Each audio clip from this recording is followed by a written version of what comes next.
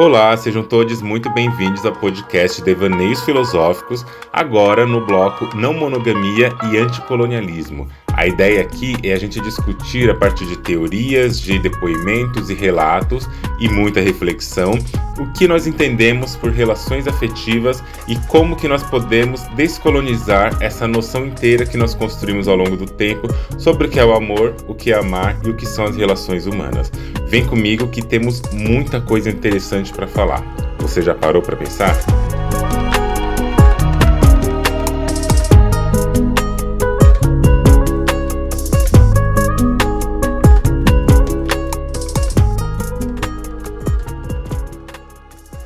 Bom dia, minha gente, como vocês estão?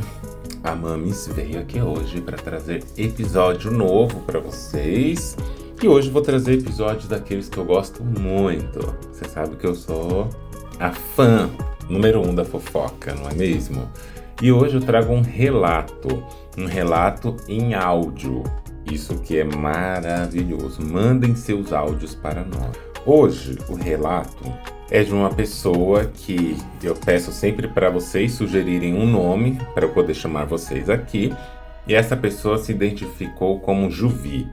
É uma pessoa de 33 anos que mora na cidade de São Paulo, uma pessoa preta, ensino superior completo, se identifica como mulher, usa os pronomes ela/dela, a sua orientação sexual é bissexual e ela frequenta candomblé, umbanda e outras religiões de matrizes africanas. Só um detalhe, né? Eu falo essas características porque nada nessa vida é neutro. E eu gosto de deixar bem nítido de quem que nós estamos falando. Então, se é uma pessoa preta, vamos falar que é, se é uma mulher, quais os pronomes e assim por diante. Esse relato, ele tá interessante. Eu vou deixar o relato aqui para vocês na íntegra, como eu sempre falo, desde que não tenha nenhuma ofensa, né, às pessoas e às categorias humanas, como dizem por aí, mas desde que não tenha nenhuma ofensa ou algo que realmente eu considere inapropriado, ou muito expositivo, eu deixo o depoimento integralmente. Mas só para dar um spoiler, esse episódio que chegou hoje é interessante, né? Porque a gente está falando de uma mulher negra de terreiro, iniciada em uma tradição espiritual, religiosa, afrodiaspórica, embora eu não goste muito do termo diaspórica, mas foi a palavra que veio, mas afro-orientada, afrodescendente, né?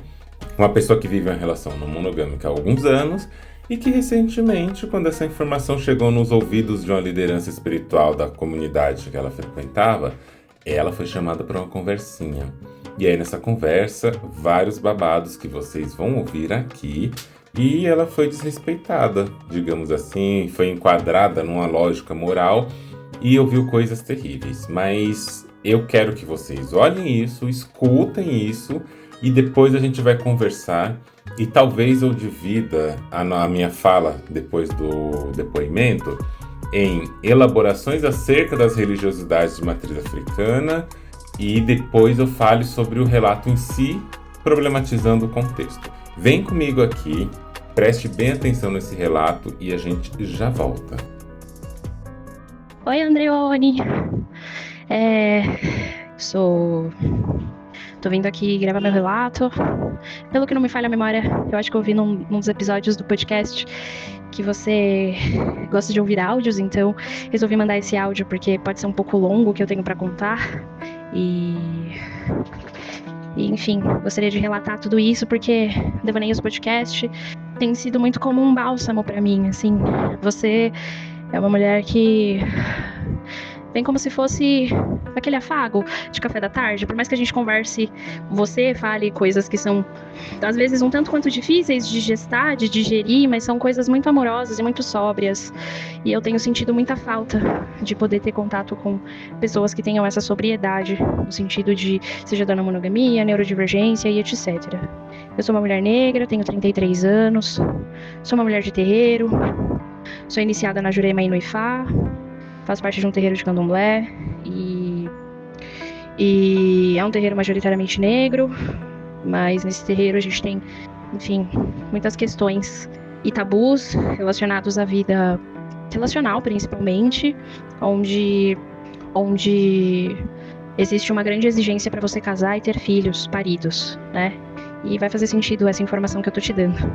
Eu sou não monogâmica, eu estudo e me relaciono não monogamicamente desde 2021 e me entendo como uma pessoa não monogâmica desde então. E há quase 2 anos me relaciono com uma pessoa também não monogâmica e vão fazer 2 anos, é um homem branco que também se relaciona com uma outra pessoa. Esse relacionamento deles já existe há uns 10 anos, mas eles fizeram a transição da monogamia para não monogamia há uns 3, 4 anos.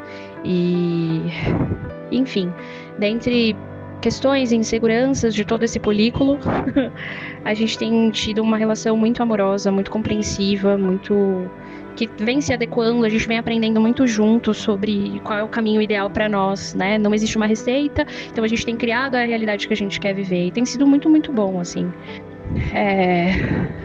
Eu me sinto vista, né? E aí outra informação importante é que eu não tenho relação com a minha família de sangue. Eu fiz esse corte familiar há, 5 anos, por N razões. É uma família evangélica bem hard, também é uma família bem preconceituosa em diversos sentidos, então foi muito mais saudável fazer essa quebra para eu conseguir entender o que é minha autonomia, porque eu estava sendo muito violada nesse sentido familiar. E aí então entra o lado do meu relato de fato, né? Por não ter uma família de sangue próxima e também por ter a consciência de que eu posso escolher as pessoas que fazem parte da minha família, eu apresentei, que é o meu companheiro, para algumas pessoas da minha família de santo, inclusive para a mãe de santo, e só que eu não conto detalhes sobre a minha relação, porque é isso, são pessoas que são completamente tradicionais, monogâmicas, não aceitam outras formas de vida e se apegam a algumas regras para determinar o que é certo e o que é errado. E por causa disso eu optei por não dizer que eu sou não monogâmica e que eu vivo nessa dinâmica atualmente, há 2 anos, né? E em dado momento eu compartilhei uma informação sobre essa dinâmica que eu vivo com uma pessoa errada e essa pessoa foi falar no ouvido da mãe de santo. E assim, Andreone, minha vida virou um inferno. Em dado momento a mãe de santo me chamou pra conversar, numa conversa completamente opressora, numa conversa completamente violenta. Ela me acusou de que eu tava me relacionando com um homem casado e que eu, por ser uma mulher iniciada, tinha que me dar o respeito, porque eu sou uma mulher iniciada, e basicamente me chamou de vagabunda, né? E enfim, ela falou coisas muito ruins pra mim e ela foi muito delusional em algumas coisas que ela disse que essas pessoas podiam estar tentando me converter a uma seita, tentando fazer feitiço pra mim, e eu sei que não é verdade. Ela disse que estavam sugando a minha prosperidade, e isso também não é verdade, né? Porque, enfim, dentro das minhas crenças e tudo mais, eu vejo a minha vida muito próspera e caminhando muito pra frente. Não existe, a minha energia não está limada, as minhas coisas não estão limadas, né? Não tem nada acontecendo de errado, tá tudo muito bem, surpreendentemente. E só que aí ela me colocou nessa posição de que eu tinha que me dar o respeito, de que eu tinha que ter um casamento, tinha que ter filhos, que ela tinha medo de eu engravidar, desse cara casado, que homens não prestam. E ela começou a tirar conclusões muito precipitadas sobre a minha relação com o meu companheiro, sendo que ela nem sabe de detalhes. E ali eu não consegui me defender, ali eu não consegui falar nada. Eu me vi numa dinâmica muito parecida da que eu vivi com a minha mãe de sangue na adolescência, como se eu tivesse sido colocada no canto da parede e estivesse ouvindo xingos. E eu me senti muito mal ali, sabe, naquele momento, sendo colocada naquela posição, sendo exposta daquele jeito. Não estava sendo exposta para outras pessoas, mas estava exposta. E naquele momento parece que aquele terreiro, aquele lugar que eu enxergava como família, como segunda casa, como lugar de acolhimento, como lugar que não enxerga pecado, que tem uma outra perspectiva sobre vida, eu comecei a perceber que não faz sentido mais pra mim, sabe? Caiu por terra muita coisa. E nesse momento, enfim, faço terapia, tenho cuidado de tudo isso, tenho entendido que eu não quero voltar pros lugares que me violentaram, mas eu tô trazendo isso daqui em pauta justamente porque às vezes pode ser interessante, ou eu tentei buscar conteúdo sobre, mas eu não encontrei, sobre como as religiões tentam se apropriar das nossas decisões de vida, né? Sobre o que é certo, sobre o que é errado. sobre também no sentido de da gente terceirizar as nossas escolhas para oráculos, onde a gente não se responsabiliza pelas nossas próprias, não pode se responsabilizar pelas nossas escolhas, onde também sacerdotes se aproveitam de uma posição hierárquica superior, entre aspas, para dizer o que eles, colocar suas frustrações e seus desejos para a vida dos outros em pauta, como se fosse algo superior, sabe? Então eu tô fazendo esse relato justamente para possivelmente te ouvir um pouco sobre isso. Eu tô deixando de contar alguns detalhes porque esse áudio já tá muito longo, mas eu queria muito poder te ouvir, não como necessariamente uma profissional da psicologia, mas ouvir mesmo, porque eu respeito muito a sua opinião e a sua visão sobre as coisas, e talvez seja interessante ouvir também a perspectiva de uma outra pessoa nesse sentido. Agora eu tô bem afastada do terreiro, eu não tô me envolvendo muito, porque é isso, eu tô machucada, eu tô me sentindo invadida, invalidada, eu fui chamada de coisas que eu não deveria ser chamada, eu que sou uma pessoa muito amorosa, muito dedicada, muito presente em tudo que eu sempre me proponho, fui colocada nessa posição como se eu tivesse cometido um pecado bizarro, assim, sabe? Tipo, pecado da luxúria. Parecia que eu tava conversando com a minha mãe ou com um pastor de igreja, sabe? Então, acho que é isso que eu tinha pra dizer. Obrigada por você ser você. Eu não sei se você sente falta de algum detalhe, de alguma coisa, mas se sentir falta de algo, não sei se existe alguma forma de contato, mas posso estar à disposição pra responder o que for necessário. Obrigada. É isso.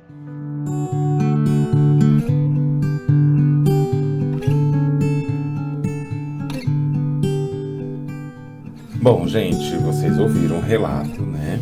Eu queria muito saber de vocês o que vocês acharam do relato especificamente e queria que vocês comentassem aqui nos comentários disponíveis para vocês deixarem aqui nesse episódio se já aconteceu algo parecido com vocês, se vocês já viram, ouviram ou experienciaram mesmo algo nessa mesma natureza, desse mesmo tipo.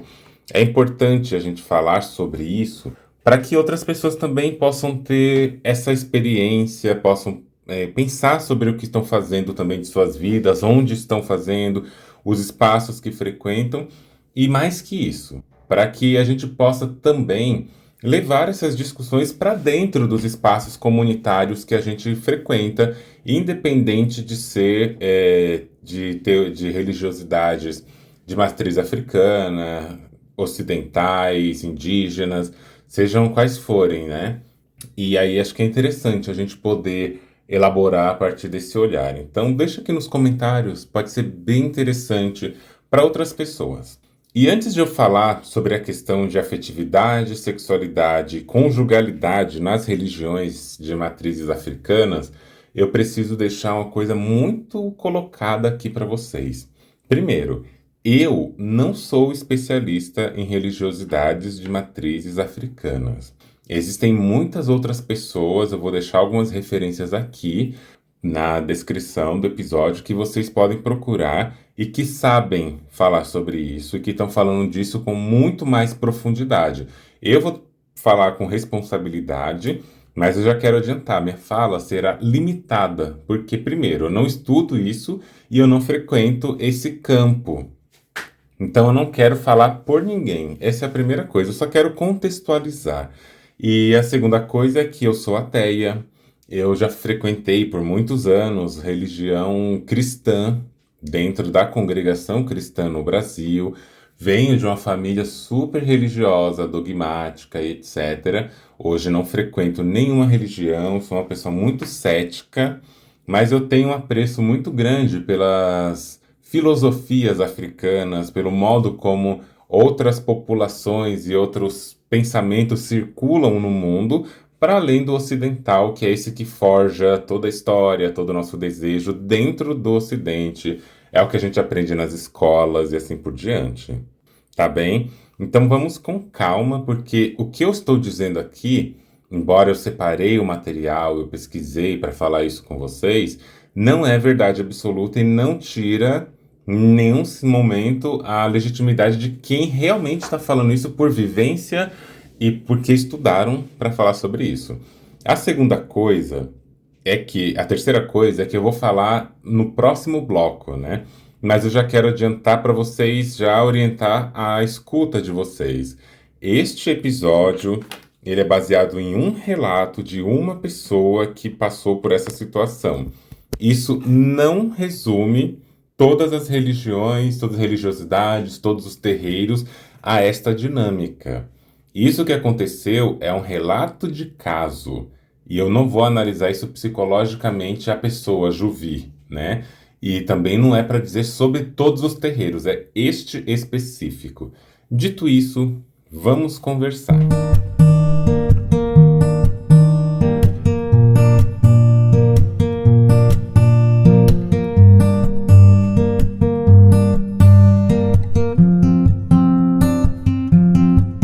É muito importante a gente falar sobre afetividade, sexualidade, conjugalidade, que é o tema geral aqui desses blocos de não monogamia, e agora dentro da perspectiva de religiões de matrizes africanas. Uma coisa importante, quando a gente fala de cosmologias afro-religiosas e a não separação rígida entre o sagrado e a vida cotidiana. Muito diferente do que a gente vê, por exemplo, no pensamento religioso europeu cristão, onde existe essa separação entre o que é o sagrado e o que é o profano, e o profano é sempre o mundano. A gente lembra talvez o que Nietzsche dizia, de que o cristianismo é o platonismo do povo. Por quê? Platão defendia aquela ideia que ele roubou de Hermes Trismegistus e trouxe para uma nova perspectiva de que existe o mundo das ideias e o mundo concreto, sendo o mundo concreto um reflexo imperfeito do mundo das ideias, ou seja, o mundo das ideias era um mundo onde as coisas estavam mais ordenadas, talvez perfeitas, ou seja, feitas até o fim. E no mundo terreno as coisas são imperfeitas, em constante mudança, e essa separação ela acontece. E aí uma primeira característica central, não generalizada, porque as religiões de matrizes africanas são múltiplas, mas uma coisa generalizada deixaria isso complicado, mas de um modo mais pontual, que a gente percebe em vários contextos, é que isso é central, como candomblé, batuque, umbanda, jurema e outras, é que essa separação radical entre o sagrado e a vida cotidiana, ela não é presente, não é a coisa mais pontuada. Essa noção do pecado, do que você fez errado vai para o inferno, fez certo vai para o céu, não é uma coisa que está presente ali. Essa cosmologia afro-religiosa, ela tende a operar uma lógica que, na maioria dos casos, não é dualista, na qual vida social, corporalidade, corporeidade, ancestralidade, espiritualidade, elas constituem, na verdade, um contínuo. Não significa mesmo essa coisa do tipo, olha, existe um mundo aqui, o outro ali. Não, as coisas se confluem, para pegar o termo de Nego Bispo, né? Então, acho interessante pensar nesse sentido. Significa o quê? Por exemplo, sexualidade, afetividade, reprodução, relações familiares e etc., não são necessariamente tratados como domínios do pecado ou moralmente suspeito, né? Como ocorre historicamente dentro do cristianismo. O cristianismo ocidentalizado, sobretudo. Em muitas cosmologias africanas e até afrodiaspóricas, o corpo ele vai ser compreendido como um território de axé. O que significa dizer que o corpo ele pode ser compreendido como um território de axé? Significa que o corpo, a corporeidade, ela é uma circulação das forças vitais. Seria esse axé. Então, podemos até pensar, né? Que nesse sentido, sexualidade e afetividade não são automaticamente moralizadas, o que não significa, obviamente, a ausência de normas morais, de normas sociais. As religiões, elas participam de uma construção social também, e essas normas podem influenciar, elas podem interferir e elas podem estar presentes, como a gente viu no relato. Mas não é que esse é o modelo instituído, tá? Significa apenas que as normas não derivam originalmente de uma ideia cristã de um pecado social.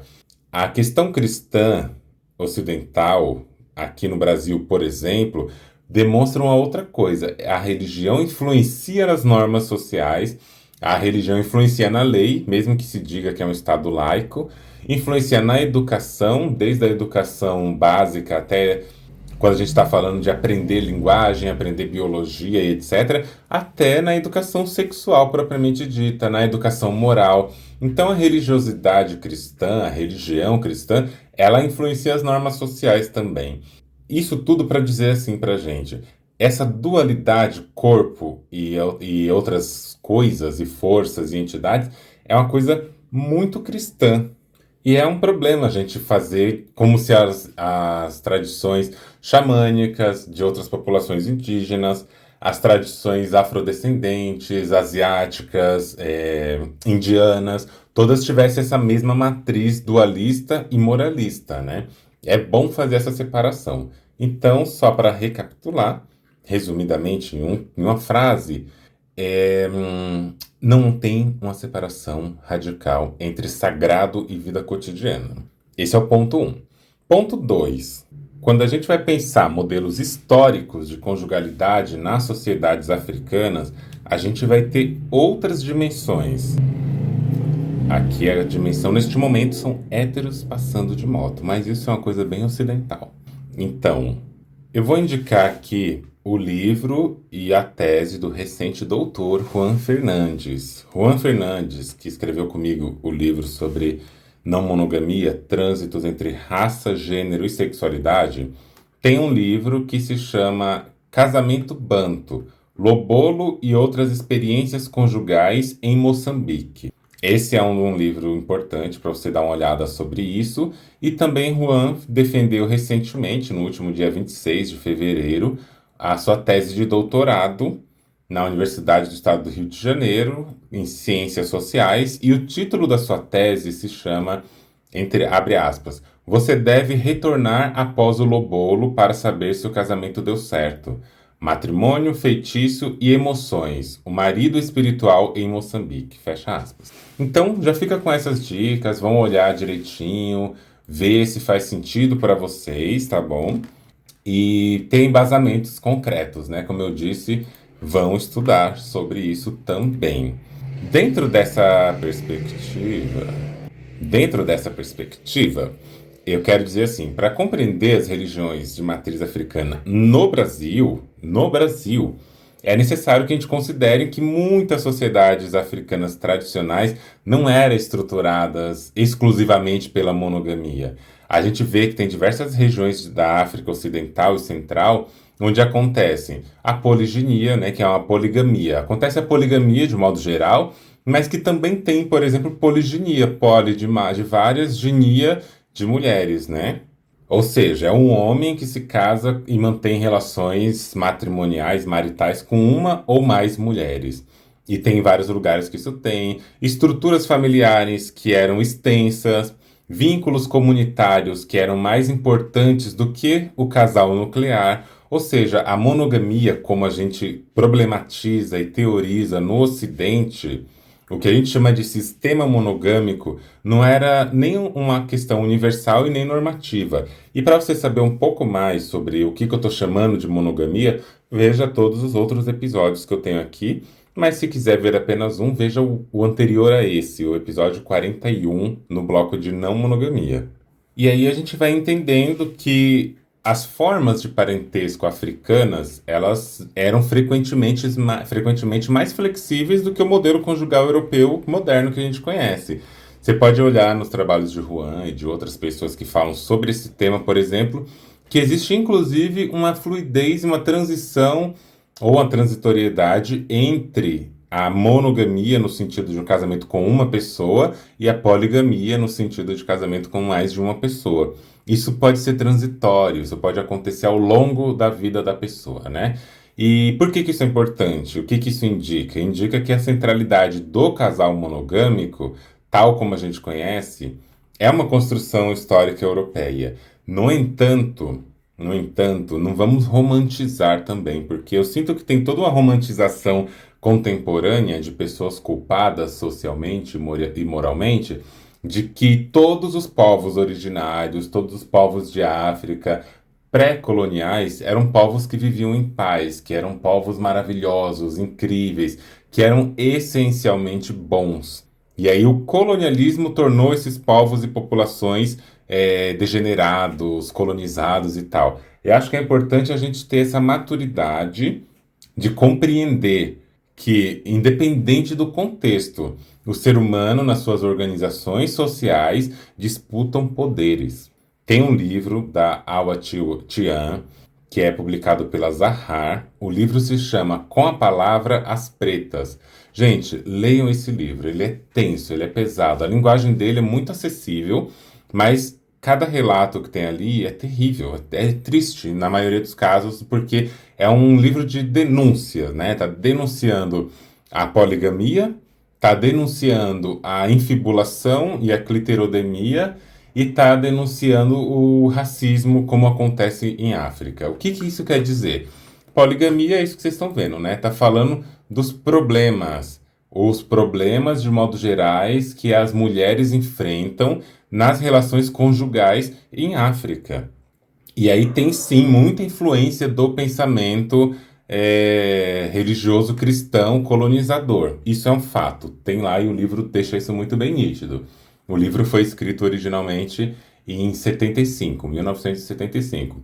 Mas o livro traz uma outra perspectiva também que tem a ver com o controle sexual e o controle dos corpos, que passa por toda uma tradição até mesmo pré-colonial, que algumas teorias e algumas coisas vão trazer como uma origem possível desde a época de Maomé, mas outros não encontram uma origem específica da ordem religiosa, portanto, cultural e moral. E aí fica um debate que o livro vai trazer. Mas entre as coisas que mais marcam nesse livro, no que diz respeito ao controle, né, dessa sexualidade, da conjugalidade, é uma primeira coisa. Na poligamia, as esposas mais novas costumam ter mais direitos, as esposas são colocadas também como aquelas pessoas que vão servir ao homem, trabalhar para ele, fazer o crescimento da sua família, etc. E são descartadas muito facilmente, principalmente conforme tem filhos. Isso não é generalizado, mas vai trazer vários relatos de vários países de África que têm essas práticas. E existe uma violência de gênero, por mais que possam usar ou não esse nome, a partir de Yoronkei Oyumi, no livro A Invenção das Mulheres, mas está lá, o livro está contando esse detalhe, que eu acho um livro importantíssimo para a gente pensar sobre isso, já que ele é, inclusive, anterior ao livro A Invenção das Mulheres, né? Outra coisa interessante, e essa sim é a mais tensa do livro, é quando vai falar das infibulações. O que que significa infibulação? É uma cirurgia que também é praticada no campo veterinário para impedir que os animais tenham relações sexuais genitais que possam gerar gestação. No caso de pessoas, né, esse termo aplicado a pessoas, quando pensado na história do livro, na história de África e assim por diante, as crianças, nomeadamente pelo livro ali, as meninas, entre 9 e 12 anos, nessa fase pré-puberal, elas têm as suas vulvas costuradas, com espinhos, inclusive. São cortadas ali os lábios maiores e tal, são costuradas para que essas crianças não tenham relações sexuais e para que esses relacionamentos sexuais sejam destinados e garantidos ao marido nessa perspectiva de virgindade. Ai, mas isso daí é coisa ocidental e etc, etc. Olha, é antes da invasão, sabia? Vão lá dar uma olhadinha. Isso é antes da invasão, essas políticas que têm uma matriz muito religiosa muçulmânica, em alguns casos muçulmanas, né? Vale a pena olhar para vocês tirarem suas conclusões com mais precisão.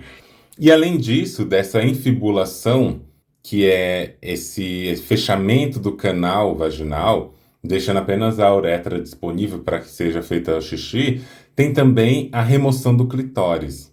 Tá? A remoção do clitóris que é narrada no texto, eu não vou ler aqui para vocês, mas ela é narrada passo a passo, todos os rituais e etc, como que é extraído o clitóris na base da unha, na base da faca.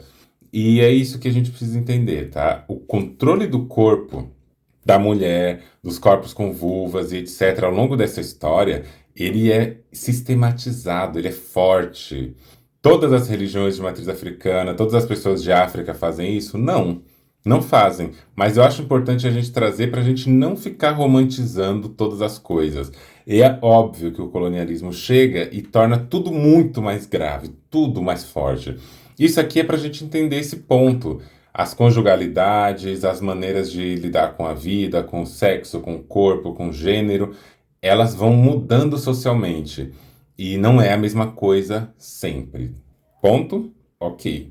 E já pegando um gancho a partir daí, O terceiro ponto que eu queria falar para vocês é sobre a reorganização da vida afetiva no contexto colonial brasileiro. Quando religiões africanas, de matrizes africanas, foram sequestradas, né? Entre aspas, a gente pode falar transplantada, mas a gente sabe que isso aconteceu de um modo a partir do sequestro, a partir da invasão, a partir da morte, a partir do tráfico.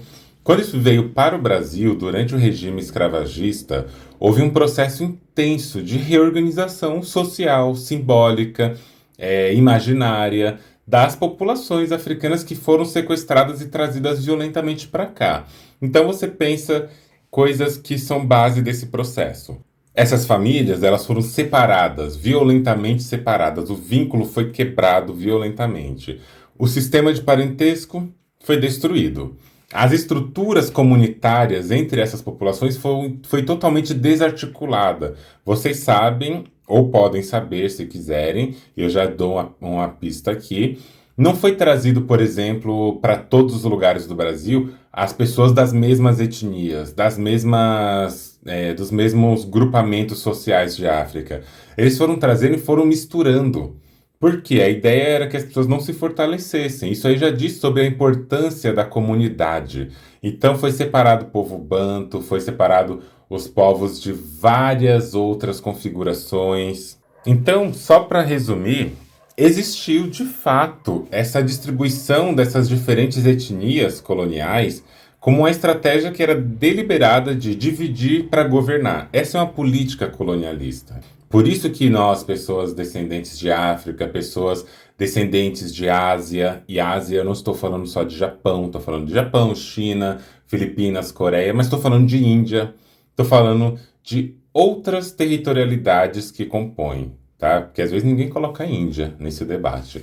Então essas distribuições, elas eram divisões para governabilidade mesmo. E os colonizadores portugueses faziam isso para desarticular formas de resistência, ou seja, evitar aquelas revoltas mais coesas, facilitar uma dominação, misturar os povos com línguas e religiões e costumes diferentes e frequentemente rivais, né, no seu continente de origem, era uma forma de administrar colonialmente que impedia a coesão social e cultural. Isso enfraquece a capacidade de organização das pessoas escravizadas.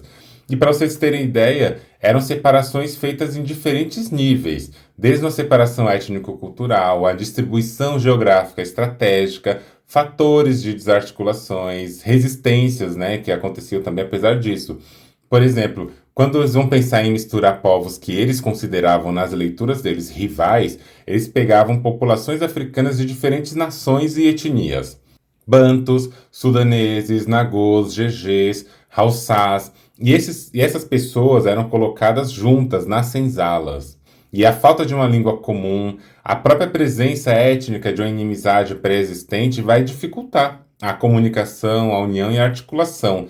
E a partir daí também, que é um projeto do colonialismo, uma mistura forçada que visava uma perda identitária original. E o que isso vai fazer? Uma despossessão de uma cultura ao passo que se impõe a outra cultura, que é a portuguesa.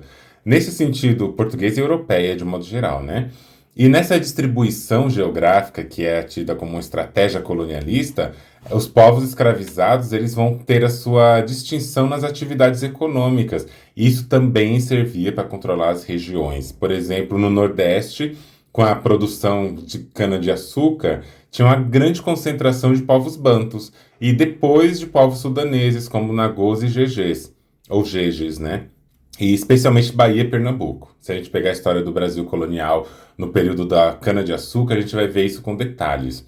E quando a gente está falando de mineração, por exemplo, que hoje a gente chama de Minas Gerais, a gente vai perceber que historicamente veio muito contingente escravizado e sequestrado da Costa do Marfim. E também bantus. E esse contexto onde a vigilância ela tinha que ser maior devido a uma certa circulação do ouro. Então, cada região, historicamente, vai ter uma produção outra, assim como o Rio de Janeiro e o Sudeste, mais de um modo geral, depois São Paulo, né? Vai ter uma forte presença de bantus, vindo principalmente de Angola e do Congo. Por que isso, né? A produção do café, a construção urbana.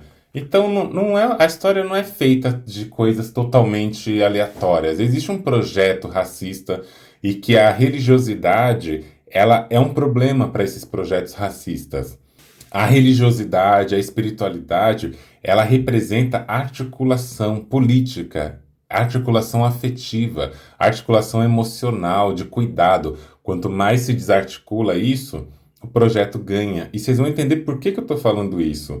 Porque se o colonialismo conseguisse infiltrar nos terreiros, como tem acontecido em alguns casos, é parte da continuidade desse projeto.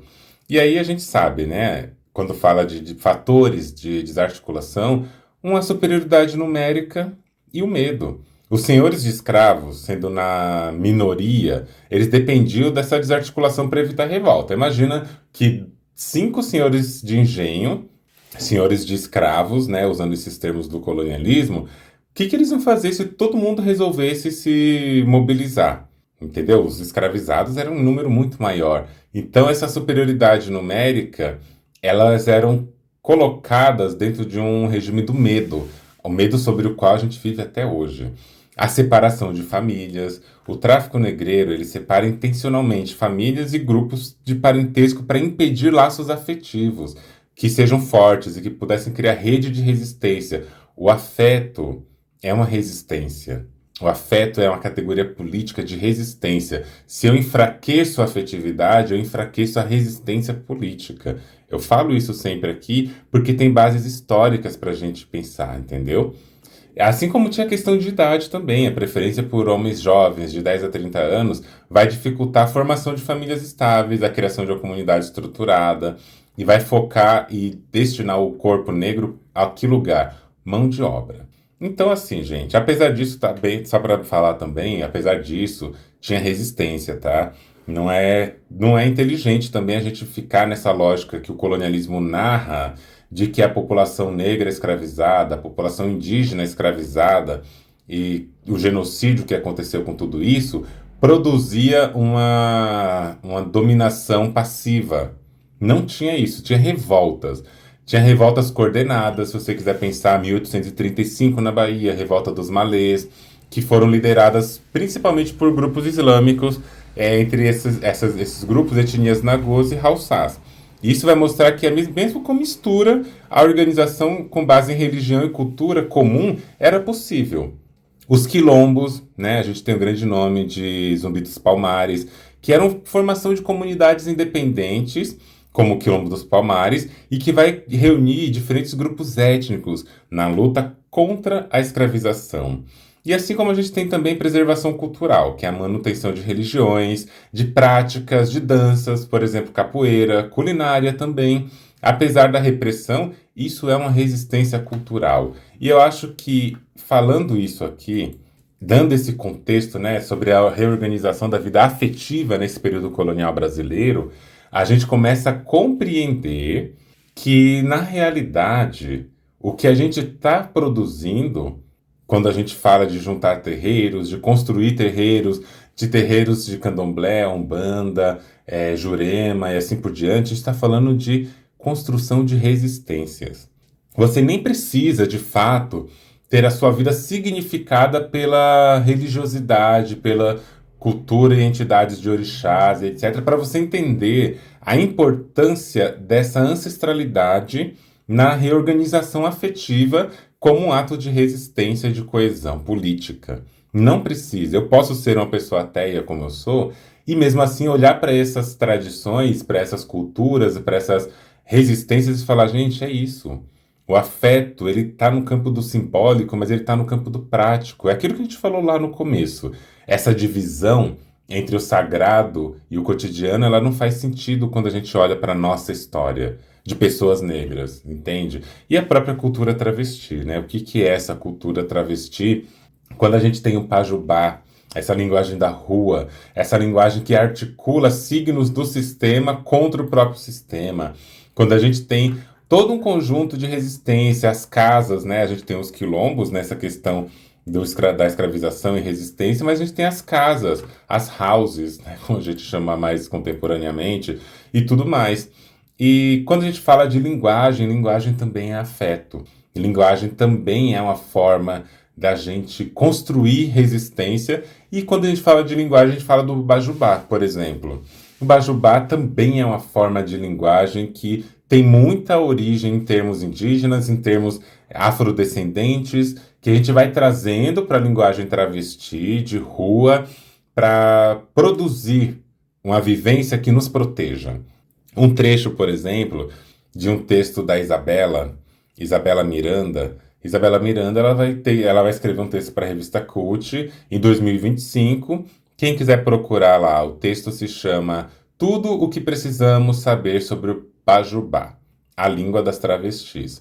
Procurem lá para você ver. Eu vou ler só um trechinho para a gente entender do que a gente está falando quando eu falo que linguagem é resistência, é afeto, é proteção contra o sistema. A Isabela diz a seguinte coisa, abre aspas.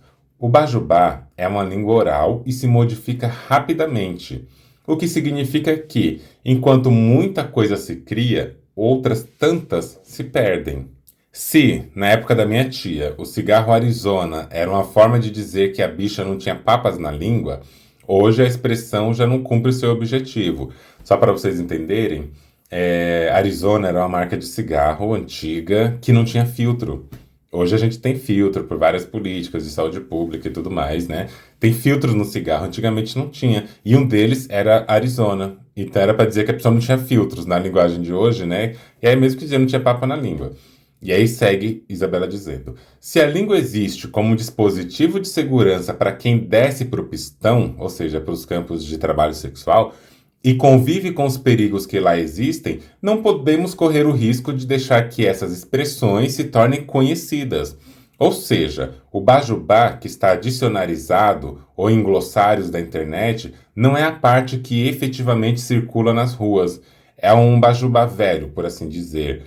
A constante metamorfose que a língua sofre faz com que só quem está lá presente no dia a dia consiga estar a par dos seus atuais desdobramentos.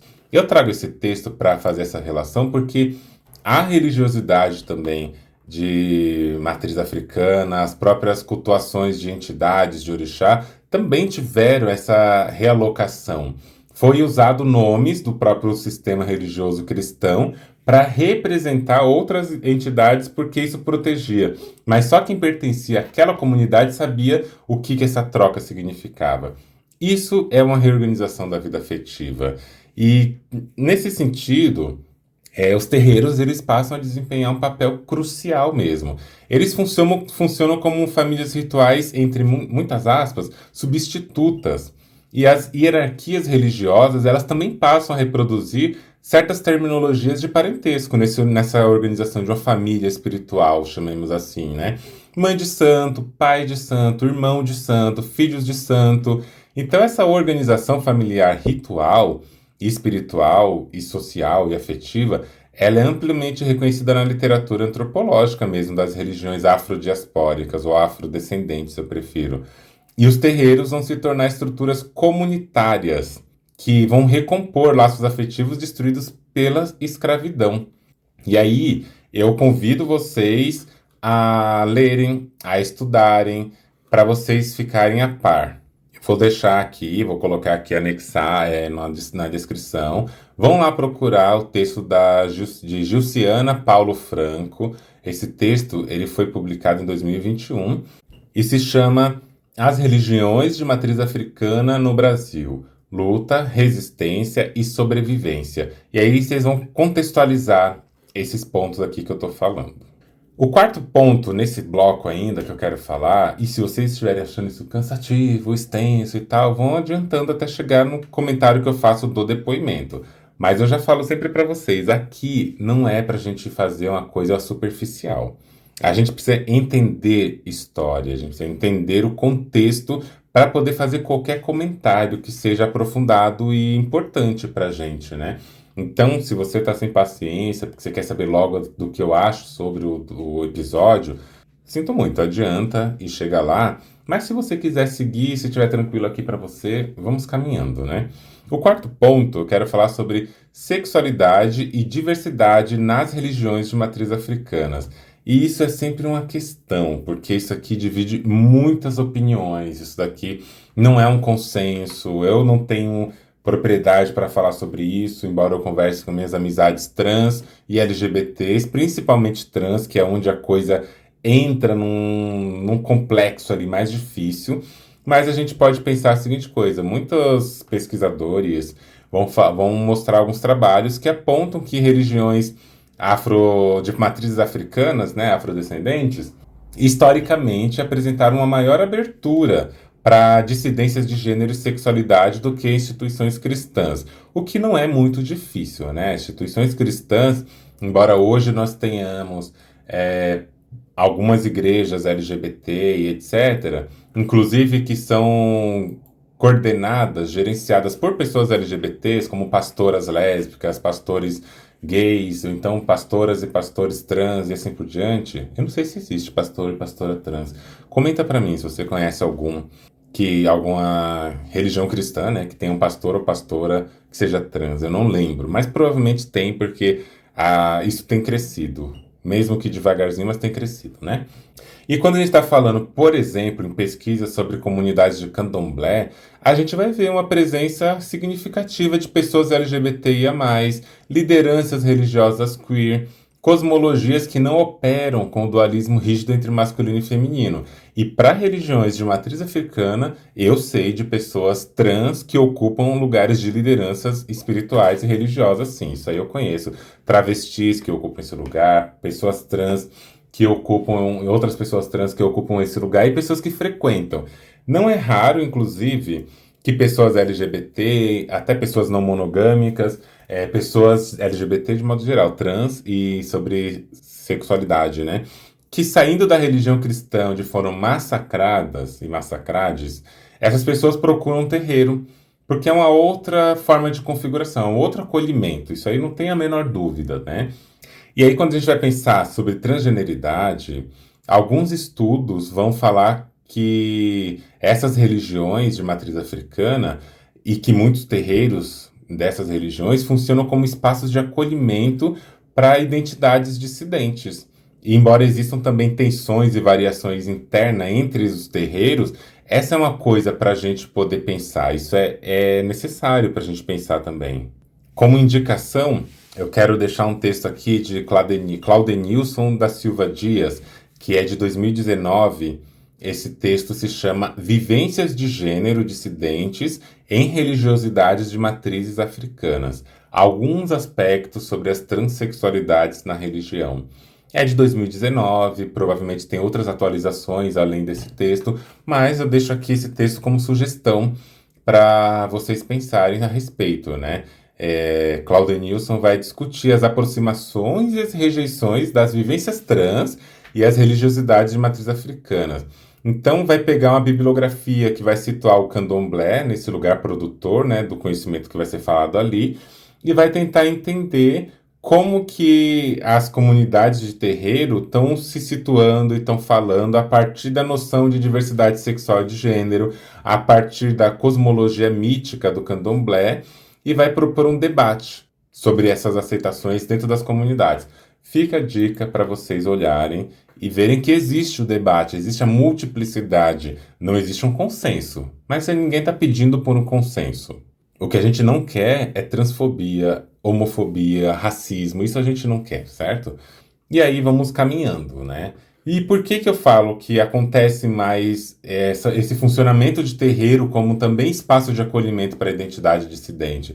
Isso vai ocorrer principalmente porque se você olhar do ponto de vista não ocidentalizado a história de terreiro, a história de orixás, do jeito que elas são contadas por pessoas negras e que estudam essas religiosidades, cosmologias, você vai perceber que essas cosmologias dos orixás e entidades, elas frequentemente expressam ambivalência de gênero na lógica que a gente chama de cisgeneridade, ela é ambivalente em relação a isso. É uma multiplicidade de expressão corporal, são relações muito complexas entre o que se chama de energia masculina e feminina.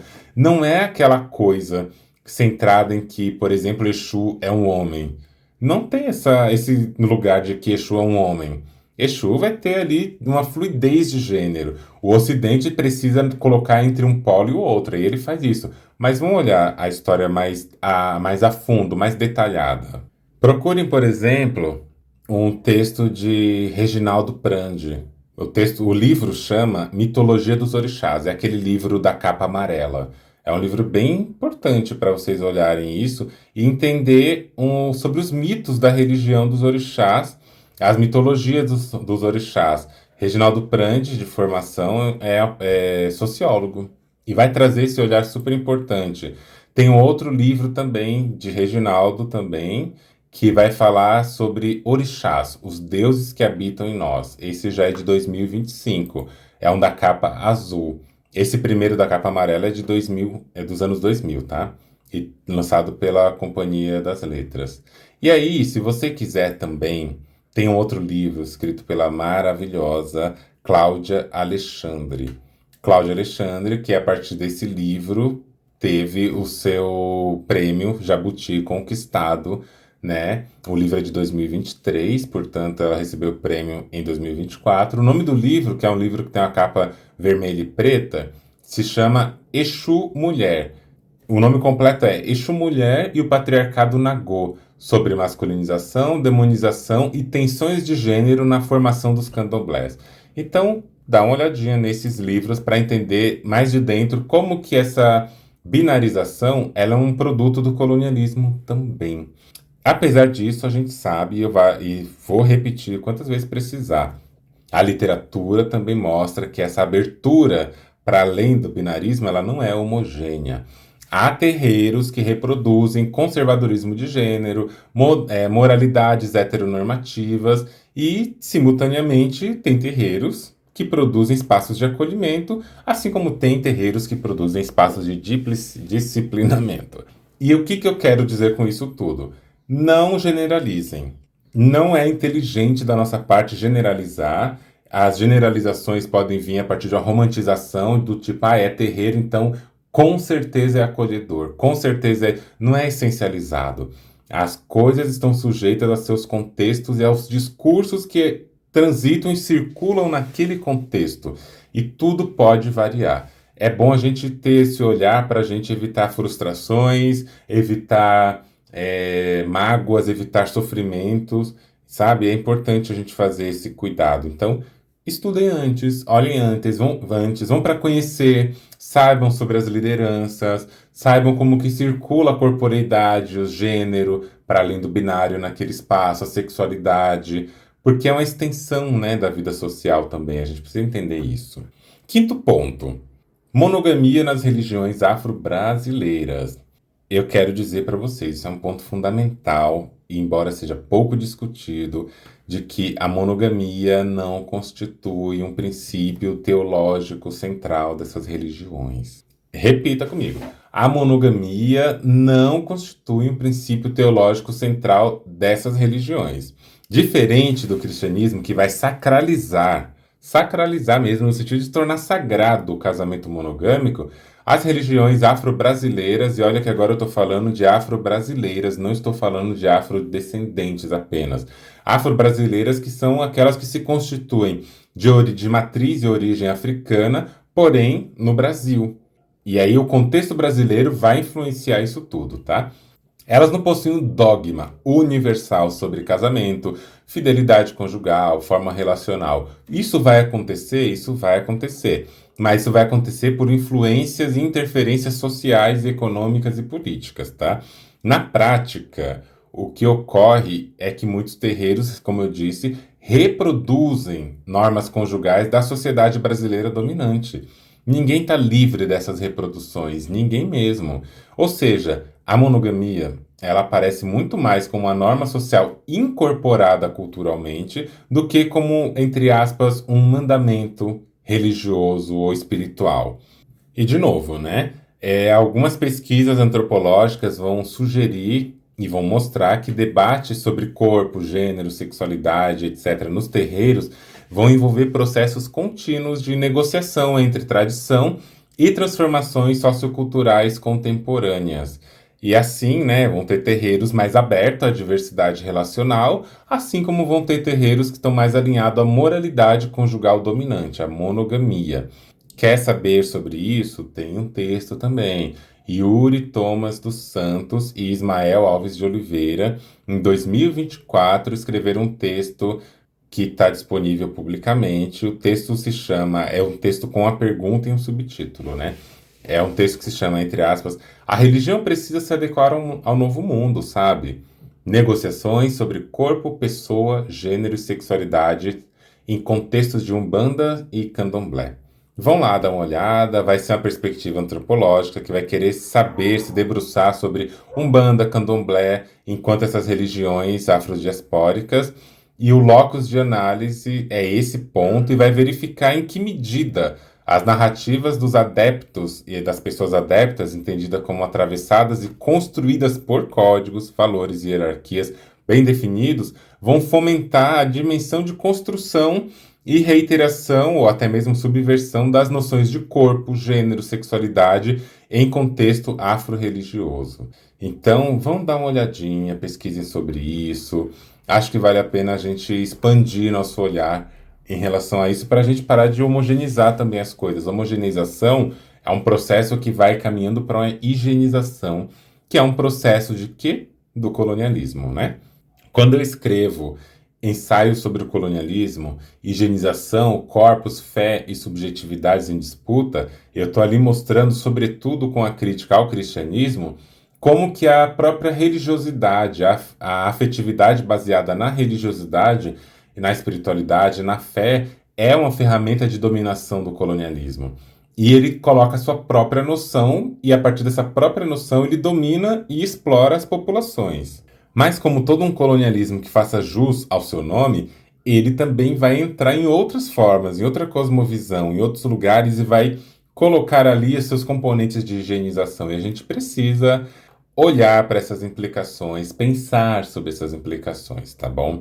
E para o sexto ponto, falta só esse e o sétimo, a gente já vai para o outro bloco, pensar uma questão importante. A tensão contemporânea, né, sobre tradição religiosa e moralidade social. Hoje, muitos terreiros vivem uma tensão interna que vai dizer a seguinte coisa: de um lado, cosmologias afro-religiosas que não se estruturam a partir do pecado social, e do outro lado, sociedades fortemente moldadas pela moral cristã colonial. Quais são os terreiros que praticam uma coisa ou a outra? Eu não vou saber dizer. Isso não está explícito. Isso daí vai acontecer na formulação interna, na produção interna, que a gente precisa dar uma olhada, conhecer, estar abertos a essa percepção. E assim como todas as coisas na nossa vida, quando a gente conhece, a gente pode aprender a identificar o que nos fere e o que nos machuca. E se o que nos fere e nos machuca é identificado, a gente consegue, na melhor das hipóteses, evitar a permanência em um ciclo de sofrimento e violência. Violência não é só sangue. Violências são da ordem simbólicas, imaginárias, da ordem da construção subjetiva, e às vezes elas deixam marcas profundas, né? E como resultado dessas ambivalências e dessas moralidades que se incorporam ou que são incorporadas nas práticas internas de terreiros, a gente vai ter que muitos terreiros acabam reproduzindo uma monogamia normativa, uma moralização da sexualidade feminina, uma expectativa de formação de famílias tradicionais. E vocês estão percebendo que eu já estou encaminhando para o tema, né, do relato. A intenção é justamente essa: a gente fazer um apanhado histórico até chegar no assunto. E isso não necessariamente ocorre por uma exigência teológica. E eu repito, uma incorporação histórica de valores sociais hegemônicos. O colonialismo não é uma coisa que vem sempre na cartilha, não é uma coisa que está anunciada nos outdoor, não é sempre aquela coisa tão explícita.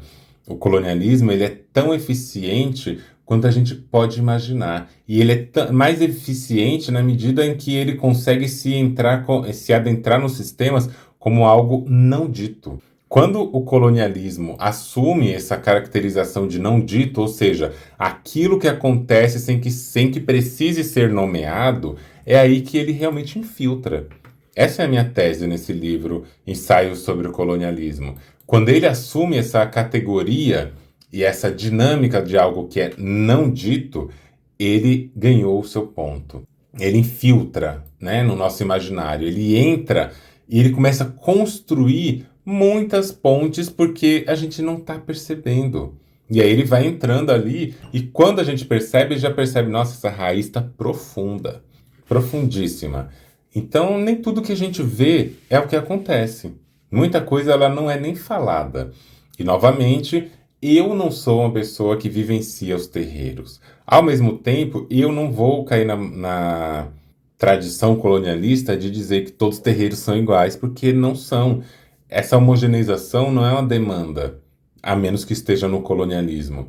E essa homogeneização, ela pertence ao colonialismo e não a gente que está aqui querendo romper com isso. Então, tudo que eu falei aqui é um resumo. Deixei várias dicas, vários textos de acesso gratuito, na maioria deles, assim como indiquei livro também. Vão dar uma olhadinha, vão pensar a respeito, vão ouvir outros podcasts que falam sobre a experiência constante e concreta em terreiros. Ouçam pessoas, falem com pessoas. E o que eu acho que é importantíssimo nesse relato de hoje, nesse episódio, compartilhem suas experiências. Ninguém está livre de reproduzir as normatividades sociais e o colonialismo. Se a gente compartilha isso, a gente conscientiza, a gente vai tirando as fragmentações, os fragmentos colonialistas, colonizadores das nossas práticas. Isso também é descolonizar afetos. Isso também é anticolonialismo. Vocês entendem? E por fim, chegando aqui para o que vai fazer a nossa transição para o próximo bloco, as implicações disso tudo para o que a gente está comentando sobre esse relato que Juvi nos trouxe. Essa contextualização, eu acho que ela nos ajuda a entender alguns conflitos, né, como os que Juvi descreve, e que não é o que aparece ali, não é simplesmente uma religião de matriz africana condenando a monogamia. A gente está falando de um terreiro específico, operando dentro de uma moralidade conjugal socialmente dominante. Não é sobre a gente falar de um princípio cosmológico da religião, é de uma norma institucional que ela é incorporada historicamente. E isso é importante para a gente evitar, no mínimo, dois equívocos que eu já disse. A romantização das religiões afrodescendentes como espaços totalmente libertários, ao mesmo tempo que é importante para a gente também não tratá-las como se reproduzissem automaticamente as moralidades cristãs.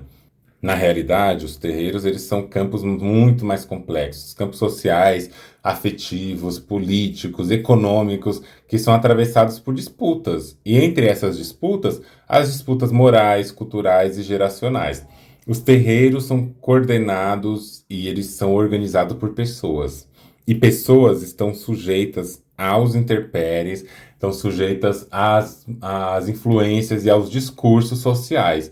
Quanto menos a gente se atenta a olhar esses discursos, mais a gente pode cair na na prática sedutora de reproduzi-los, porque é o que a gente aprende. Dito isso, gente, prestem atenção nos discursos, porque para as pessoas falarem mal de um terreiro é um dois. Todas as religiões cristãs que estão por aí, todas têm escândalos, todas têm estupro, todas têm maldades, tem a monogamia como centro, tem mulheres cristãs e evangélicas, principalmente, sendo violentamente abusadas, né? Se é que dá para ter abuso que não seja violento, né? Que são conduzidas violentamente a uma servidão. E isso não tem sido motivo suficiente para questionarem o fim dessas igrejas. Agora, é muito fácil cair nessa sedução do racismo religioso, de pegar um caso como esse e falar assim, nossa, religiões de matriz africanas são totalmente conservadoras e tal. Vamos tomar cuidado, tá? O racismo religioso ele tem muitas facetas e é facinho cair nelas, porque o racismo é a normalidade do nosso país. Finalizando o bloco com héteros de moto aqui na rua. Tá bom? Agora vamos conversar sobre outras coisas. Vamos falar sobre outras coisas não, né? Vamos trazer isso agora para o relato de Juvi. E é esse ponto que a gente vai focar. Vem comigo.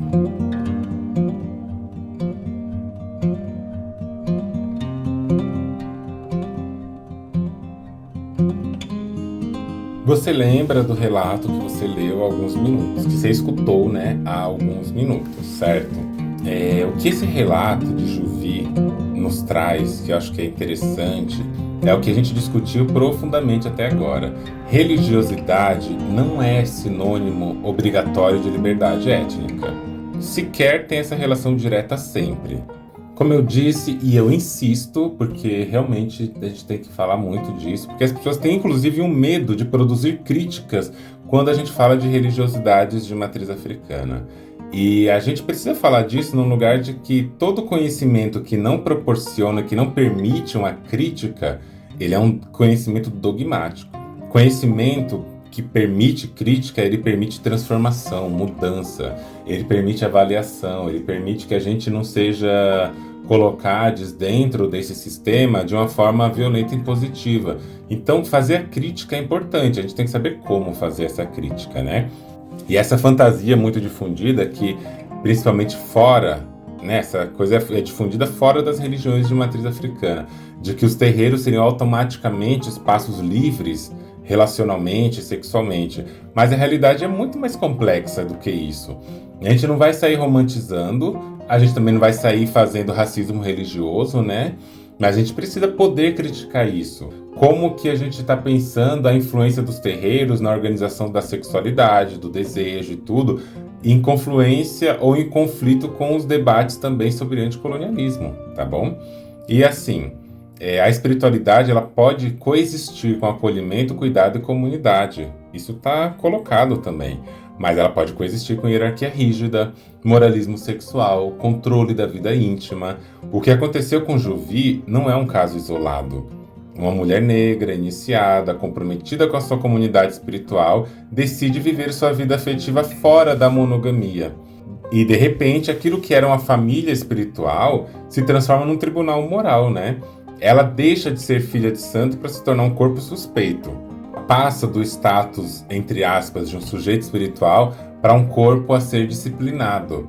Ela está sendo disciplinada pela religiosidade ou pela pessoa que exerce um poder de liderança? Vocês já entenderam, né? É a pessoa que exerce esse poder de liderança que está usando, inclusive, desse lugar para difundir a sua perspectiva individual.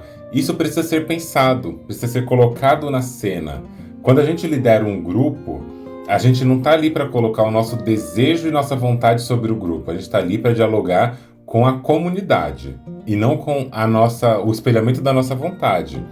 Mas mesmo assim, quando a gente está falando de uma disciplinarização do corpo da mulher, essa acusação não é nova, né? É a velha gramática moral que atravessa séculos de colonialismo, em que a mulher que não se submete à monogamia, ela vai virar vagabunda, pecadora, promíscua, desviada. É aquela coisa, né? Triste, louca ou má será qualificada aquela que recusar. Que recusar o quê? A família, que recusar os bons costumes, que recusar ser a linda, recatada e do lar, né? E aí a gente já sabe. É disso que a gente está falando. Não importa se é mulher de igreja, evangélica, católica, se é de terreiro, centro espírita ou qualquer outra tradição. A monogamia, quando ela entra como um fator de avaliação moral, ela vai ser um regime que vai ser contra a experiência de vida das mulheres. E eu falei muito isso no último episódio 41 do bloco de não monogamia. Eu afirmei que a monogamia é um projeto de morte. Isso revela algo importante. Não basta mudar de religião para escapar do moralismo, porque às vezes o moralismo não vem apenas da religião ou da religiosidade, que inclusive não é todo mundo que vai chamar de religião de matriz africana. Porque algumas pessoas não vão nem chamar de religião. É uma religiosidade. Eu também chamo de filosofia. Eu acho que tem um potencial muito grande, muito produtivo assim, no campo da nossa ampliação de vida, quando a gente fala de uma filosofia, além de tudo, sabe? Esse moralismo, ele vem de uma sociedade que habita as próprias religiosidades. Isso é importante. E aí, se a gente for expandir um pouco, andrionicamente, alinhar isso com as minhas perspectivas, né? Esse relato de Juvi permite a gente pensar em algo fundamental. A monogamia, ela opera com a tecnologia social de regulação de quê? Da vida. E ela vai atravessar espaços, inclusive espirituais, inclusive hegemônicos. A gente precisa olhar para isso. A monogamia, enquanto instituição social, ela não se sustenta somente a partir do Estado ou das igrejas cristãs. Ela é o que ela é porque ela consegue invadir, penetrar, se enraizar, se amplificar e se camuflar em vários espaços. Ela vai infiltrar no nosso modo de pensar, nas expectativas familiares, nas hierarquias comunitárias, nas formas pelas quais as pessoas passam a imaginar o que seria uma vida correta. Em outras palavras, a pessoa pode ser ateia, Ela pode não ter nenhum contato com religiosidade cristã que fortalece a monogamia. E ela pode ser super cristianizada nos seus atos e super monogâmica. E é nesse sentido que o relato de Juvi, ele vai falar de algo muito significativo, né? A forma como lideranças espirituais podem mobilizar a moral monogâmica como instrumento disciplinar afeta a vivência de pessoas ali dentro, de pessoas e de mulheres também. Quando uma mãe de santo afirma que Juliana precisa casar, ter filhos, respeitar o lugar da mulher iniciada, evitar se envolver com um homem casado, e etc., a gente está vendo que não é só um julgamento espiritual, né? Não sei nem se é um julgamento espiritual, é um regime moral que vai associar a dignidade feminina a uma monogamia reprodutiva e matrimonial. Então a gente precisa pensar sobre estas coisinhas direito. E aqui entra com mais intensidade. Ó, eu não vou falar nada. Não vou falar. Aqui entra com mais intensidade o relato propriamente mesmo. Primeira parte, né, que é quando a gente vai pensar sobre uma busca por comunidade após uma ruptura familiar. Isso me chamou muita atenção. O relato ele começa com um elemento muito importante. Juvi rompeu com a sua família evangélica de origem, o que a gente chamaria aqui, nas palavras de Juvi, família de sangue, por causa de violências morais e religiosas. Ela vai falar explicitamente ali no depoimento, né? A família era evangélica bem hard, haviam preconceitos diversos que ela não trouxe ali pra gente. O rompimento foi necessário para preservar a sua autonomia pessoal, né? E esse ponto revela algo importante. Juvi não está apenas narrando um conflito religioso contemporâneo atual da vida dela. Ela está narrando um deslocamento de pertencimento, ou seja, ela sai de uma família de sangue, nas palavras dela, né, família de sangue, para uma comunidade espiritual. Essa saída de um lugar para o outro, como ela deixa bem explícito ali, é uma busca por comunidade, uma busca por grupo, por pertencimento. Isso é muito comum, como eu já falei antes, em trajetórias dissidentes. Às vezes a gente aprendeu a significar nossa realidade a partir de contextos que vão nos dar pertencimento. E quando a gente fundamenta esse contexto num contexto espiritual, religioso e assim, orienta o afeto a partir dessas instâncias, a gente vai procurar uma outra comunidade religiosa para pertencer também. No meu caso, pessoal, eu saí da igreja, uma igreja profundamente religiosa, Congregação Cristã no Brasil, para quem quiser pesquisar como funda esse buraco. Inclusive, tem um episódio meu aqui no Bloco Geral, que chama A Igreja Evangélica e o Racismo. Aí eu conto esses detalhes bem contados. Está lá no comecinho do meu podcast. E quando eu saio da igreja, eu saio por algumas questões de inconformidade. Desde o machismo, desde a homofobia, desde o modo como atua as gramáticas de exploração, de dominação relacional e afetiva, até um ponto que para mim é muito crucial. Tudo aquilo que quer dominar o meu corpo e falar o que eu tenho ou não que fazer com ele. Então, quando eu saio da igreja porque eu discordo profundamente do modo como a igreja institui a moralidade, do modo como ela diz o que o corpo pode e o que o corpo não pode fazer, o que é correto, o que é incorreto para o meu corpo naquela instituição. Assim, quando eu saio da igreja, eu não saio para querer procurar um outro espaço de acolhimento. Eu não tenho esse interesse mais. Não é nem um pouco incoerente quem busca isso. Eu acho que, como eu disse, cada pessoa vai entender a partir das suas necessidades, afinidades e desejos o que faz mais sentido. Para mim, não fez nenhum sentido mais eu procurar nenhuma tradição religiosa, de religiosidade, espiritualidade. Eu tenho conseguido, até o momento, isso pode mudar em qualquer situação, eu tenho conseguido até o momento construir outros campos de significação da minha vida. Cada pessoa encontra o seu. Pelo que eu percebo aqui no relato de Juvi, ela tem essa busca. Ela entende, pelo que me trouxe até aqui, né? Ela, e Juvi vai escutar esse relato, pode dizer o que você acha, se faz sentido ou não, né? Porque isso é importante. Você falar, Androne, você viajou, Mona. Você viajou, querida. Fala pra mim que eu viajei se eu tiver viajado, tá? Mas aparentemente, somente a partir do relato, a comunidade espiritual passa a ocupar um lugar para Juvi de uma rede afetiva, de uma família eleita, de uma família escolhida. Então, é um espaço de reconhecimento. Logo, quando o conflito ele acontece no terreiro, o impacto é muito maior do que uma simples discordância religiosa. O que está em jogo aqui é a perda de uma segunda família. Esse deslocamento, assim, na minha perspectiva, ele é crucial para entender a intensidade da experiência. As nossas experiências subjetivas, isoladamente, elas às vezes não são nada. O que torna ela significativa é o modo como ela é registrada. Ela pode ser registrada a partir de uma grande frustração, de um grande luto, de uma grande euforia, de uma grande disforia, e aí depende. Esse registro simbólico é o que vai nos acompanhar. E o modo como esse registro traz e suscita, né, ou ressuscita significados dentro de nós, vai fazer toda a diferença para o impacto desse registro na nossa subjetividade. Então, uma pessoa que sai do seu campo de vivência, de habitação, traumatizada, que é esse papel da família cristã, né? Traumatizar as pessoas e produzir neuroses na nossa cabeça. A pessoa já sai traumatizada, mas ela sai com desejo de pertencimento que ainda use uma gramática espiritual e não tem problema nenhum. Isso, associado talvez uma produção idealizada do espaço religioso, vai fazer com que Jovi descreva o terreiro como uma segunda casa, um espaço de acolhimento, um lugar que não enxerga o pecado propriamente dito, ou um ambiente com outras perspectivas sobre a vida. E essa idealização, às vezes, ela é uma projeção que funciona como um trabalho psíquico. A projeção idealizante, né, que vai idealizar alguma coisa, ela às vezes nos proporciona um impulso para poder agir em relação àquilo. Se a gente não idealizar determinadas categorias e coisas na vida, a gente não se movimenta em orientação a elas.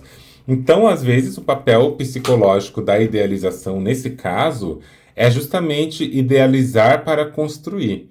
Só que a idealização, a gente já viu e vai continuar vendo, tem seus perigos, né? Ela tem uma função fundamental, que é nos movimentar, permitir que a gente crie coisas, mas ela tem o perigo de fazer disso um processo que se torne proporcionalmente frustrante ou até mais frustrante do que idealizado.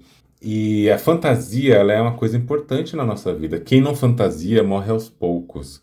A gente precisa fantasiar a vida, a existência, a nossa produção no mundo para continuar existindo. A espiritualidade é um campo de fantasiar. A poesia, a música, a arte, a culinária, tudo isso é um campo, a dança, né? É um campo da fantasia. O próprio fazer sexo é um campo da fantasia que constrói relação. Só que essas fantasias, quando elas são frustradas, dependendo do modo como ela foi registrada e o contexto dessa frustração, pode ser terrível. Pode produzir mágoas muito grandes. E aqui, nesse relato, aparece uma coisa que, na minha opinião, é muito importante.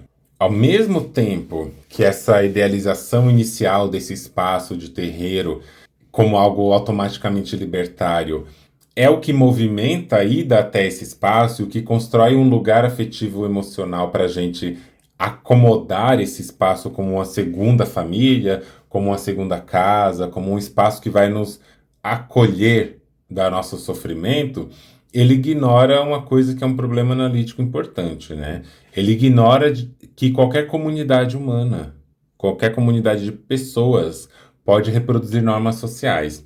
Então, a expectativa de que o terreiro seria o espaço de livre do moralismo aprendido na religião cristã, ele foi uma projeção legítima, mas politicamente ingênua.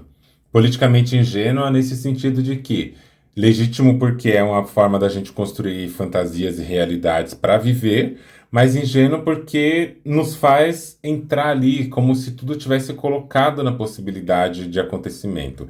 E aqui entra uma coisa que eu acho que me salta, né, aos olhos, assim, ouvindo, ou me salta aos ouvidos, escutando esse relato, é que as pistas estavam ali. A idealização, essa necessidade de fantasiar, porque não entendam fantasia como algo pejorativo. Fantasia é necessário à vida. É quase uma pulsão de vida. Quem não fantasia tem uma pulsão de morte. Entende? E aí o que eu digo é assim, desde o começo, Jovi sabia que ali não era um espaço muito seguro. Já falou em vários momentos coisas do tipo assim, Ah, eu não podia contar porque eu sabia que tinha um jeito diferente de pensar, de ver relacionamentos e relações, então não contava. Tanto que poderia ser que a mãe de santo até hoje não soubesse de nada da vida de Juvi. Até que Juvi contou para uma pessoa que não deveria ter contado, que traiu a sua confiança, e contou para essa linguaruda, essa pessoa linguaruda, fofoqueira, porque assim, eu sou a pessoa que gosta de uma fofoca, né? Eu acho que fofoca constrói comunidades.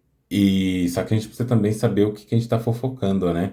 A gente vai fofocar gratuitamente para destruir uma pessoa, para que isso? Só que é isso, constrói a comunidade que seja a fofoca usada para difamar ou para acolher, essa fofoca sustenta a ordem moral do espaço, né?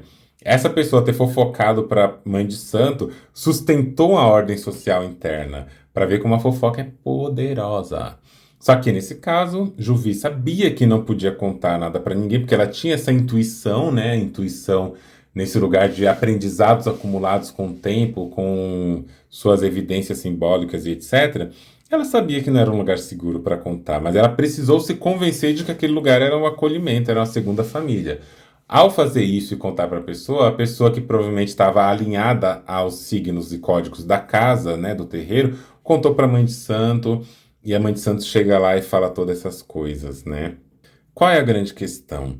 A gente às vezes percebe, pressente, intui certos acontecimentos, mas a nossa necessidade de permanência, de pertencimento, ela é muito maior às vezes. Não é algo tão objetivo e tão simples assim. E a partir daí a gente vai pensar, né, num outro eixo, que é como que o dispositivo da monogamia estava acontecendo dentro dessa comunidade específica espiritual que Juvi pertencia. O conflito vai surgir principalmente quando a mãe de santo afirma que Juvi precisaria casar, ter filhos, respeitar sua posição de mulher iniciada. E eu não entendo muito bem quais seriam essas posições, mas provavelmente tem as suas regras. Mas que isso foi usado para moralizar o comportamento de Juvi e não se envolver com um homem casado.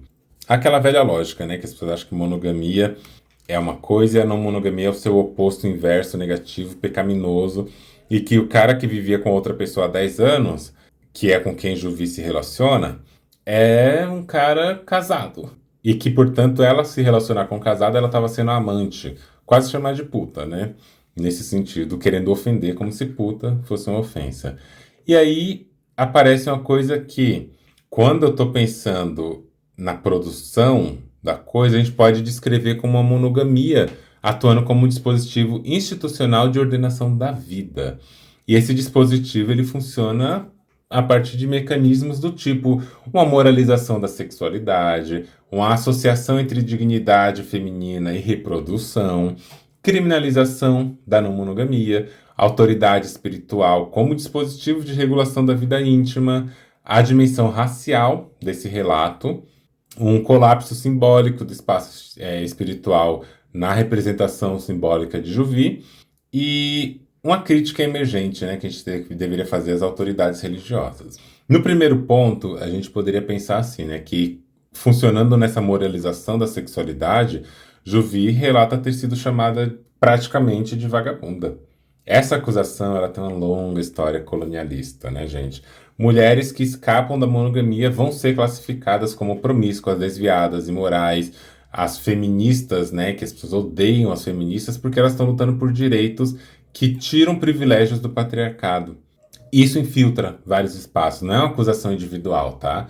Isso é um repertório coletivo, disciplinar.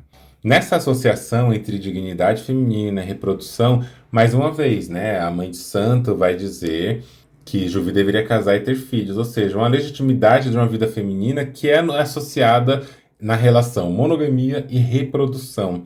Esse é um dos pilares da ordem sexual moderna. Moderna nem tanto, né? Antiga já, no colonialismo, onde o corpo ele vai ser sexuado, homem e mulher, e ele tem função sexual. É o que eu chamo em alguns textos de funcionalismo sexual. O sexo ele tem função reprodutiva. Então a gente precisa organizar quem transa com quem. E como transa, e como a gente fala disso, mas tem que falar disso. A gente tem que falar sobre poder nessas relações, né? O que, obviamente, cai numa criminalização da não monogamia. essa mãe de santo, ela vai enquadrar essa relação como se envolver com um homem casado. Não é pouca coisa, né? É significativa a partir do momento que a não monogamia não é compreendida como uma forma relacional legítima, inclusive nas perspectivas andreônicas, aqui como uma forma de anticolonialismo. Mas ela vai ser, em vez disso, traduzida dentro do vocabulário da monogamia como um adultério, praticamente. Quem se envolve com um homem casado é quem está traindo, é quem é amante. E é típica de quê? De um regime monogâmico, né? Um outro elemento central do relato é o uso dessa autoridade, que é quando essa mãe de santo, uma vez que escuta o relato dessa fofoca moralista, vai convocar a Juvi para uma conversa que vai diz o quê? Desembocar numa acusação, numa moralização, e vai prescrever como que ela deveria viver. A gente não tem apenas, né, um conflito moral pequeno ali, a gente tem uma hierarquia institucional operando sobre a vida íntima. E essa espiritualidade, então, entre aspas, né, essa espiritualidade se transforma em instância disciplinadora da subjetividade. É um mecanismo exclusivo de religiões cristãs, se a gente olhar dentro de uma romantização, mas se a gente expandir o nosso olhar dessa romantização de outras religiosidades, a gente vai ver que, na verdade, é a assunção do diálogo e do discurso monogâmico, cisgênero, heterossexual e assim por diante, né? Então a gente precisa entender também qual lugar que isso está sendo ocupado. E quando Jovi afirma ser uma mulher negra, o terreiro é majoritariamente negro, só que o companheiro é um homem branco, esse ponto não entra na discussão, né? A gente não está discutindo ali em nenhum momento racialidade do parceiro. E eu acho que é formas da gente pensar e elaborar também, pensar relações interraciais como uma discussão que tem que acontecer em terreiros, em escolas, em famílias, em todos os lugares. O problema nunca vai ser a branquitude nessa discussão, é a estrutura relacional da não monogamia, né? E aí vai revelar algo interessante. Mesmo em espaços racialmente conscientes, digamos, a monogamia continua sendo um marcador moral mais forte do que outras dimensões sociais. Quem quiser ler sobre brancogamia, dá uma olhadinha lá, tá? E é muito comum, não vou falar que é muito comum, né? É vício de linguagem. E é presente em terreiros, e tem alguns textos que falam disso. Eu trago essa discussão no meu livro Ensaio sobre o Colonialismo, como que está acontecendo um embranquecimento dos terreiros, de alguns terreiros. E esse embranquecimento, na minha opinião, é impossível dele não vir acompanhado de branquitude. Ele não tem como não vir acompanhado de branquitude, do efeito da branquitude sobre essas dinâmicas. A gente vê episódios de racismo, pessoas que eu acompanho pessoalmente me falando sobre isso, episódios de racismo, hierarquização baseada na raça, mais do que na lógica cosmológica afrodescendente, de origens africanas e tudo mais. E isso precisa ser debatido, né? Embora seja uma mulher preta também, a mãe de santo, pelo que eu entendi, a gente está falando das outras dimensões que também, quando elas entram na perspectiva de códigos morais, elas vão sobressair. Se a gente está tratando um terreiro de modo cis-heteronormativo, monogâmico, as coisas que acontecem ali dentro, elas também vão orbitar essa lógica. Não dá para a gente ter essa ingenuidade e acreditar que não tem, né? Então, assim, no final do relato, Juvi formula uma crítica que eu acho interessante. Ela vai questionar o poder de sacerdote sobre decisão pessoal, a terceirização de escolhas para oráculos, né? O uso da espiritualidade para impor valores pessoais. Isso é o que está no relato, não é só eu que estou dizendo, né?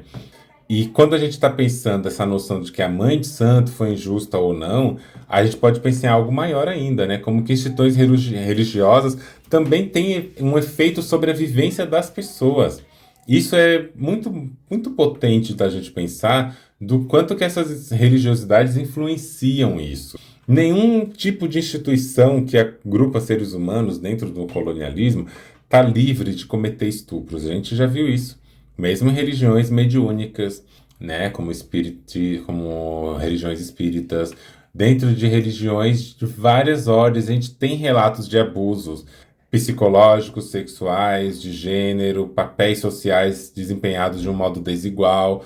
Isso eu não estou falando sobre como que cada religião vê esse papel, estou falando como que as práticas colonialistas entram nesses lugares. E a gente precisa olhar isso para que, ao perceber isso, a gente também possa produzir reflexão dentro dessas discussões. É muito mais sobre a gente falar assim, gente, onde que a gente descoloniza esses papéis? Onde que a gente descoloniza os afetos, as instituições? Em qualquer lugar, porque qualquer lugar pode ser colonizado. É isso que eu falo para vocês, tá? Então, assim, eu quero pensar a questão que Juvi já sabia, né, que a monogamia é uma coisa operante ali, mas que ela tinha essa consciência prévia da limitação, mas que ela também queria o pertencimento. E acho que a gente precisa olhar para isso. Esse episódio foi uma coisa assim extensa para a gente discutir vários pontos, trazer vários apontamentos, várias discussões interessantes a respeito disso. Pensar sobre estudos de religião, sexualidade, gênero, monogamia dentro de terreiros. Pensar essas problemáticas, né? Não é só a religião cristã que tem as influências do colonialismo. Outras podem ter. Como que a gente faz isso? Como que a gente elabora, né, dentro das nossas construções, das nossas referenciações de vivências e tudo mais, essas lógicas, para a gente não cair numa reprodução colonialista da coisa. E não tá aí também por aí falando, agora que eu vi um terreiro que faz isso, todos são assim. Não são. São outras éticas, outras lógicas, que a gente precisa estar atento a isso para não sair por aí cometendo racismo religioso. Tá bem? O que você achou disso até agora? Qual que é a opinião de vocês? E, Juvi, antes de qualquer coisa, muito obrigada por trazer esse episódio, por compartilhar uma experiência que é tão íntima e pessoal, né, na sua vida. Relatos como esse são muito importantes porque revelam algumas coisas que ficam muitas vezes invisíveis e que não está livre de acontecer com ninguém, né? Que é essa dor de perceber que espaços que supõem ou prometem um acolhimento até espiritual também pode reproduzir normatização sobre nossos corpos, afetos, desejos. Isso não é um problema individual seu, não é uma falta de fé da sua parte, não é uma falha espiritual. O que aparece no seu relato é algo mais profundo, né? Nesse sentido de que a presença de moralidades que vão atravessar todas as instituições, tá? E o colonialismo, ele não operou apenas na política ou na economia. A monogamia não é uma coisa só de relacionamentos afetivos, é isso que eu quero dizer, ela organiza afetos. O colonialismo institui a monogamia como norma, transforma o desejo em algo que precisa ser vigiado e controlado, quais corpos são legítimos e quais são considerados aceitáveis ou ilegítimos e inaceitáveis, entende? Então é por isso, Juvi, que o seu relato não é só um desabafo pessoal, é um convite mesmo para a gente pensar em algo maior. Que espiritualidade ou que crença religiosa é possível quando os nossos afetos não cabem nas normas que foram impostas pra gente? Até que ponto aquilo que a gente chama de uma moral religiosa é, na verdade, uma continuação, né, de um certo controle que tem um espelhamento grandíssimo no colonialismo sobre o nosso corpo, sobre o nosso desejo. E uma das tarefas que eu acho que é mais profundas e difíceis no nosso tempo é justamente essa, né? Para quem tem religiosidade, espiritualidade, é não abandonar essas espiritualidades, já que isso é um campo fundamental na sua vivência, mas descolonizar. Isso é difícil mesmo, né? Quem define o que é um relacionamento legítimo? Quem define que o amor precisa caber em apenas duas pessoas? Quem decide que o desejo precisa obedecer uma moral única? Então, quem escuta aqui, quem chegou até aqui, vamos pensar mais sobre isso também. A questão de gênero dentro de terreiros não é uma coisa que eu abordei aqui, eu trouxe textos para vocês poderem pensar. É uma coisa que sempre me pega muito. Como que o corpo biológico ainda tem referências do útero, das feminilidades e tal, ligadas ao biológico, e cada pessoa vai trazer de uma narrativa, de um jeito ou de outro, mas que eu percebo ainda muito isso, sabe? Essa binarização que as religiões de matriz africana não estão livres de reproduzir isso, não. A questão é o que faz sentido para cada pessoa, o que faz sentido com cada pessoa. Na minha experiência pessoal, eu não pratico, não sigo, não frequento nenhum tipo de espaço espiritual, nem religioso. Eu tenho dado nomeações para mim de outras formas, mas se você dá sentido a partir daí, é importante lembrar que vida é multiplicidade, é movimento, é relação, é comunidade, né? Ninguém deveria ter que escolher entre a sua espiritualidade e a sua, entre aspas, honestidade com os próprios afetos. Ninguém deveria ter que escolher entre frequentar um terreiro e viver uma vivência não monogâmica. Até que ponto que essa distinção faz sentido, né? Que você tem que ser monogâmica para estar nesse espaço. É uma questão de refletir sobre. É uma questão de como que os terreiros também precisam conscientizar-se para entender justamente aquilo que eu estava falando quando eu trouxe lá no começo o exemplo do Bajubá, que também tem outras reflexões possíveis a partir dali, que é uma coisa que se transforma. A gente não precisa viver uma coisa na tradição formada sem mudança nenhuma. A gente não tinha, há alguns séculos, terreiros com as mesmas tecnologias que a gente tem hoje. Em casas de concreto, que funcionasse com divulgação na internet, que tivessem as formas de reprodução, os instrumentos e tudo como tem hoje. Isso mudou. A gente muda e tá tudo bem se instrumentalizar, adquirir novas tecnologias. Mas por que as tecnologias de gênero e de afeto também não podem ser incorporadas dentro dessa lógica, sem perder a sua cosmologia e cosmovisão? São coisas que precisam ser pensadas para evitar transfobia, para evitar sexismo, machismo, LGBTfobia, dentro desses espaços que são um acolhimento para muitas pessoas dissidentes sexualmente, de raça, de gênero. A gente precisa pensar sobre isso, tá bom? O que acontece quando a gente começa a imaginar uma espiritualidade que não tenha medo da liberdade do desejo das pessoas? Você já parou para pensar?